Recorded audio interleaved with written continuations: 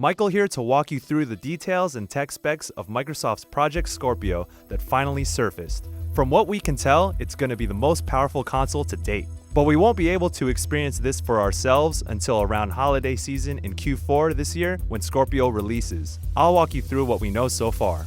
If you'd like to know more about Scorpio, check out our initial impressions and discussion video on our channel. So, in honor of confirming the console's 6 sweet teraflops, here are 6 things you need to know about Project Scorpio. Scorpio's 6 teraflops confirmed. First off, a teraflop is simply a measurement of performance. Though not a perfect indicator of how games will run, it gives us an idea of where it'll stand among the other consoles and comparable PC components. How does Scorpio's 6 teraflops stack up against the competition? Well, for starters, this measures at about 4.5 times higher than the Xbox One. Compared to Sony's PS4, this is roughly a 30% increase. Scorpio will be a graphical powerhouse among consoles. The GPU itself is comprised of 40 custom compute units clocked at 1172 MHz. For a console, it's fast. CPU and System-on-Chip design. Scorpio's horsepower is built into what's called a System-on-Chip, or SoC. Both the graphics and central processing units are housed on the SoC, which is where you'll find the 8-core CPU. It's described as an evolved version of the Jaguar-based CPUs seen in the Xbox One, and it's clocked at 2.3 GHz for Scorpio, 550 MHz faster than the Xbox One. Like the PS4, PS4 Pro, and Xbox One, Scorpio's SoC is made by AMD.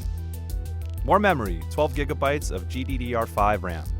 Microsoft built 12 GB of GDDR5 system memory into Scorpio. As it stands, 8 GB will be dedicated to games, while 4 GB will focus on background processes and overhead. This is a sizable upgrade from Xbox One's slower DDR3 RAM and 8 GB overall, with only 5 GB dedicated to games. Is this important? From what we can tell, yes. The system was shown using a little bit over 5 GB in the Forza demo used to show off Scorpio's power.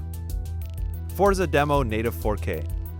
Speaking of Forza, alongside the reveal of its tech specs, Scorpio was shown running the Forza tech engine, used in Forza Motorsport 6 and Horizon 3. The demo was said to be a straight port from the Xbox One, but with native 4K resolution and high-res art assets. And it was pushing out 60 frames per second, with room to spare. According to the benchmark from Digital Foundry, the system peaked at about 70% GPU usage. Texture filtering, lighting, shadows remain untouched. When pushing the PC equivalent of ultra settings, the game still ran at 60 frames per second with 88% GPU usage. Keep in mind that this is one scenario, and Scorpio's performance will vary from game to game. True 4K was promised, and as far as we can tell, it's being delivered. But not every game may hit 60 frames per second. Regardless, this is impressive. Backwards compatibility.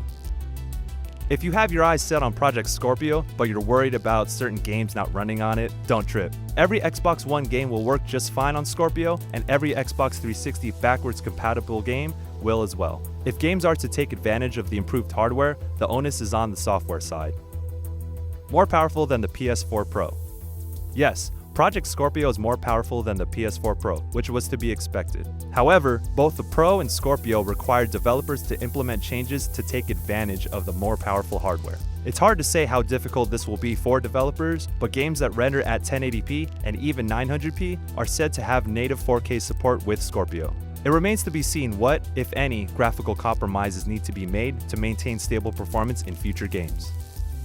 There it is, the details we have so far on Microsoft's Project Scorpio. Did the news turn your head? What other details do you want to see from Microsoft? Hit up those comments. I know you like this video, so show some love with that like button. And to keep up with future details of Scorpio, subscribe to our channel here at GameSpot.